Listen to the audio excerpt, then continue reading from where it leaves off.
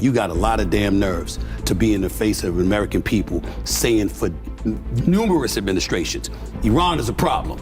They have to be dealt with. Iran's a problem. They have to be dealt with. And then this man deals with them, and then all of a sudden you're complaining about him now. No disrespect, but do we really think that Zohran Mamdani was the most qualified candidate to be mayor of New York City?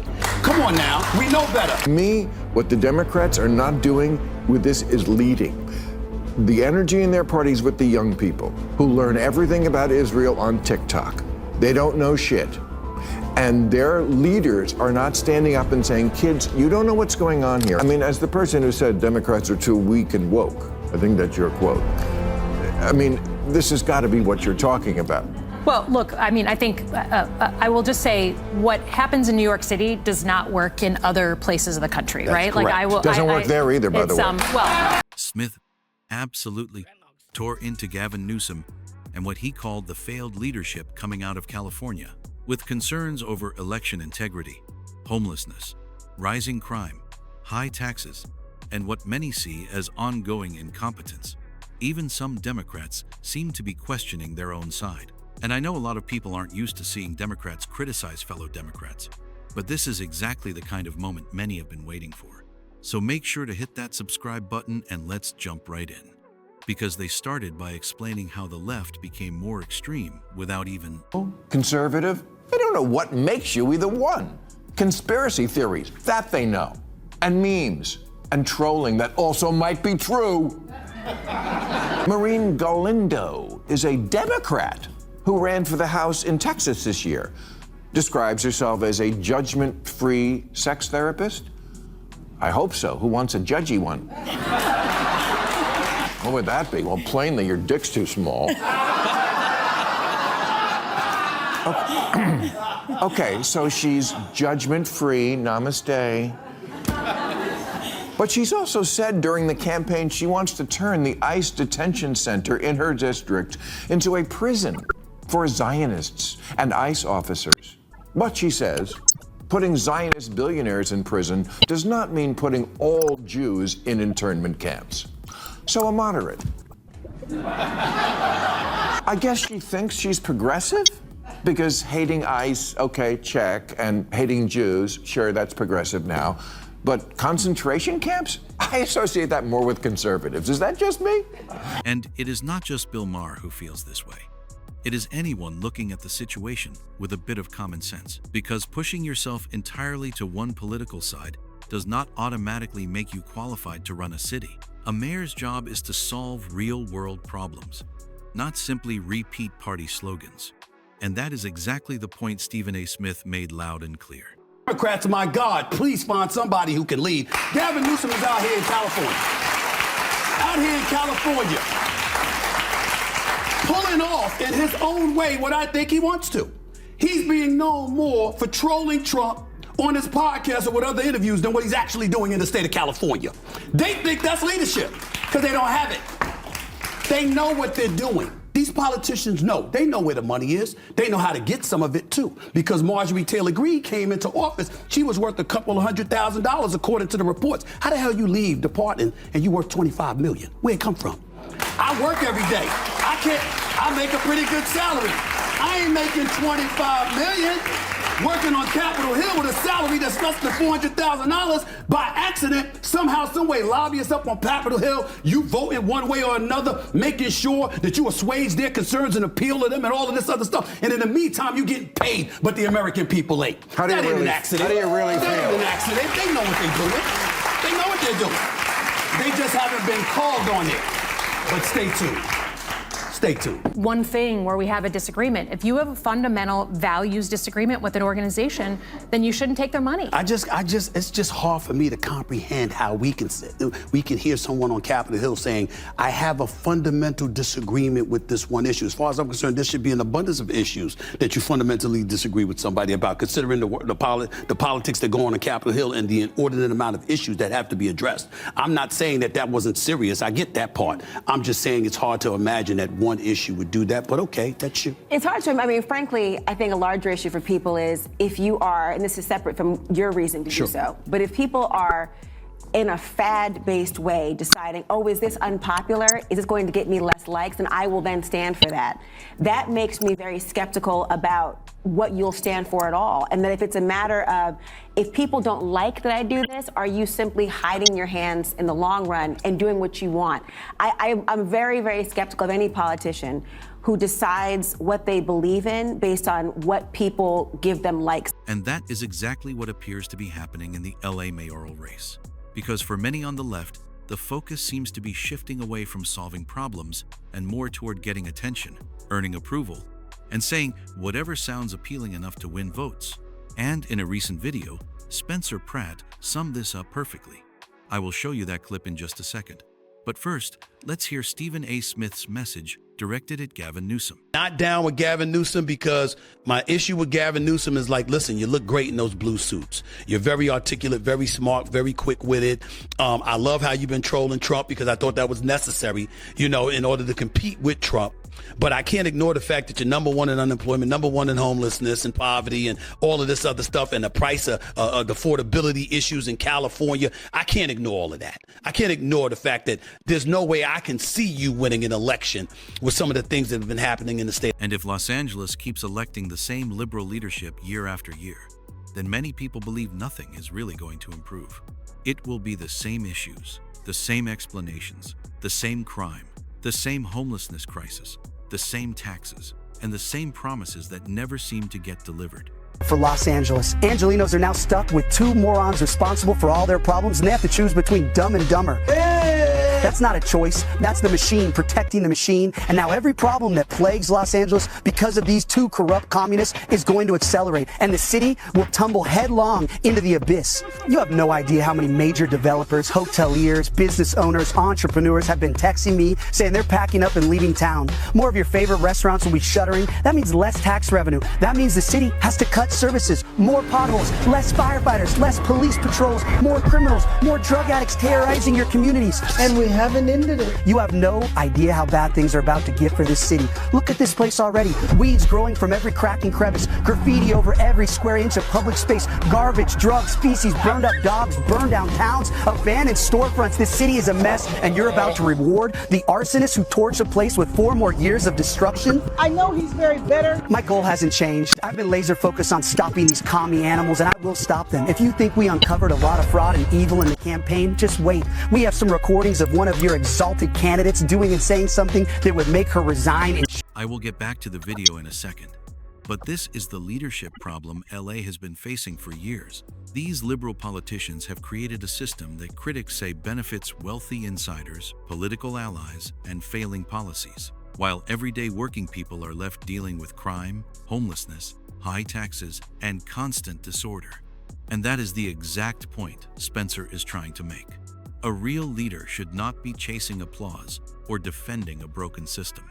A real leader needs to understand what people are actually experiencing and work to fix the city before things get even worse. For Los Angeles, Angelinos are now stuck with two morons responsible for all their problems, and they have to choose between Dumb and Dumber. That's not a choice. That's the machine protecting the machine. And now every problem that plagues Los Angeles because of these two corrupt communists is going to accelerate, and the city will tumble headlong into the abyss. You have no idea how many major developers, hoteliers, business owners, entrepreneurs have been texting me saying they're packing up and leaving town. More of your favorite restaurants will be shuttering. That means less tax revenue. That means the city has to cut services, more potholes, less firefighters, less police patrols, more criminals, more drug addicts terrorizing your communities. And we haven't ended it. You have no idea how bad things are about to get for this city. Look at this place already. Weeds growing from every crack and crevice, graffiti over every square inch of public space, garbage, drugs, feces, burned up dogs, burned down towns, abandoned storefronts. This city is a mess, and you're about to reward the arsonist who torched a place with 4 more years of destruction? I know he's very bitter. My goal hasn't changed. I've been laser focused on stopping these commie animals, and I will stop them. If you think we uncovered a lot of fraud and evil in the campaign, just wait. We have some recordings of one of your exalted candidates doing and saying something that would make her resign in shame. Exactly. And if this pattern keeps repeating itself, a country that was once known for strength, pride, and leadership could gradually become a nation that no longer knows what it stands for, where people get their political opinions from TikTok clips instead of facts, context, and common sense. And what makes it even more unbelievable is that in a country this large, with so much influence and power, many people still lack full confidence in the election process. But that is why this conversation matters, because they brought up a point that many politicians, activists, and media personalities seem too uncomfortable to say publicly. Every time any representative, you're always having to serve two masters at once. One is that you are a representative of the people, but you also want to be a leader. Yes. And you have to always make that call. To me, what the Democrats are not doing with this is leading. The energy in their parties with the young people who learn everything about Israel on TikTok. They don't know shit. And their leaders are not standing up and saying, kids, you don't know what's going on here. Every war Israel has fought is a war of defense. Right. Every war, they were attacked first. Well, and they're not doing that. My pushback would have to be with traditional and conventional Democrats. Let's have just a speck of empathy for them in this regard. You got a younger generation of progressive Democrats that pretty much are making their influence felt. And then you've got the old guard that are at the mercy of them. They want to maintain power. And you want to sit up, you got to receive votes. Look at what happened in New York City. No disrespect, but do we really think that Zohran Mamdani was the most qualified candidate to be mayor of New York City? Come on now, we know better. I'm wishing him well. I'm not being disrespectful. He's smart, he's sharp, he's quick on his feet. I'm not disrespecting him in any way. But he had never done anything. You got a governor, a former governor, who was a 3-term governor, coasting to his fort before the scandal hit. You boot him out of office. He's qualified to get your support for 3 terms, en route to 4, to run the state. But you don't want to run in the city.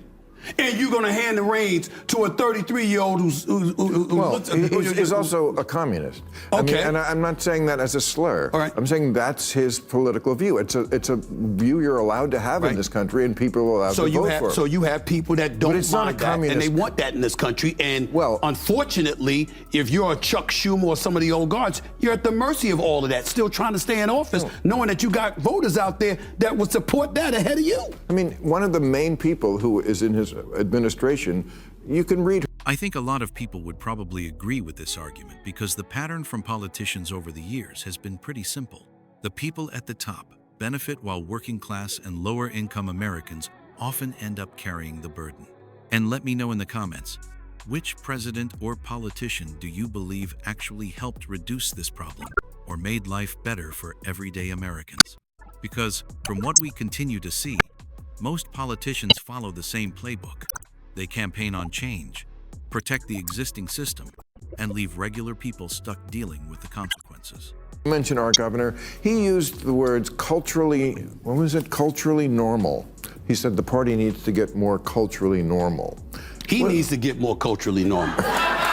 45%, they're saying 45% of folks in America, whether they vote Democrat or Republican, they're really independent, about 45%, which means that you're going to have a chunk of the American population that's going to influence these upcoming elections. And I'm looking forward to it because it needs to be influenced. As far as I'm concerned, not you, I'm not talking about you, but most folks on Capitol Hill, it just needs to be purged. Well, they need to go. As long as they're being... They need to go. That is exactly what I have been thinking as well. Because what we need are leaders who actually hear people's concerns and have enough common sense to address them. It really should not be more complicated than that. Pushing a personal political agenda has never solved much for ordinary people. It usually creates more division, more excuses, and even more challenges for those who are already struggling. But that is not even the wildest part, because they also highlighted something even more concerning. A lot of politicians do not fully understand what they are voting on in the first place. Here's the deal. The problem with that is that I'm not saying to be cruel with no purpose, and I'm not trying to say just to be a provocateur. And Bill Maher and Stephen A. Smith touched on this same issue when they discussed the way many kids are being raised today. They argued that the left has moved so far in one direction that some parents now hesitate to discipline their own children, allowing them to do almost anything under the banner of freedom and self-expression. Did you see what Sir Charles said yesterday about whooping kids? What did he say? Charles Barkley? You gotta spank them. Oh, no. I don't. I've said this on many occasions. I mean, luckily I haven't had to in the last few years, but I'm a dad. I will whip your ass. Make no mistake. You act up. You act up. I'm a black man. I'm not. Ain't no time out in the corner. Not this way. Oh no. You act up. You gonna feel something. Okay. Make no mistake about it. Now I understand in this politically. I understand in this politically correct world we're living in, and I call it the Oprah-fied society because it started with her and all of these damn explanations for every little thing that went on. Dr. Phil, Dr. Oz, and everybody in between came along thereafter. But it never changed in the Smith household. When I acted up, I got my ass whipped. When my father did, he got his ass whipped. Man, it's been passed down through generations. It ain't changing. You understand? You act up, and you're a kid, and you're disobedient, you're gonna get your ass whipped. They're gonna be corporate punishment, pulling a tree branch. No, they did that in my grandfather's days and stuff like that. They don't do that now. But where you get a spanking in the Smith household, hell yes. And honestly, he is absolutely right on this point. A disciplined childhood often helps create disciplined and respectful adults. And as much as it surprises me to say it, Stephen A. Smith is making a strong argument here. Plenty of people grew up with structure, boundaries, and consequences, and many believe they were better off because of it. And that is one reason why even some hardcore MAGA Republicans are beginning to respect Stephen A. and Bill Maher more than before, because they are willing to speak openly, even when people on their own side disagree. Thanks for watching, and make sure to hit that like and subscribe button because it truly helps me and the team. And as always, let me know your thoughts down in the comments.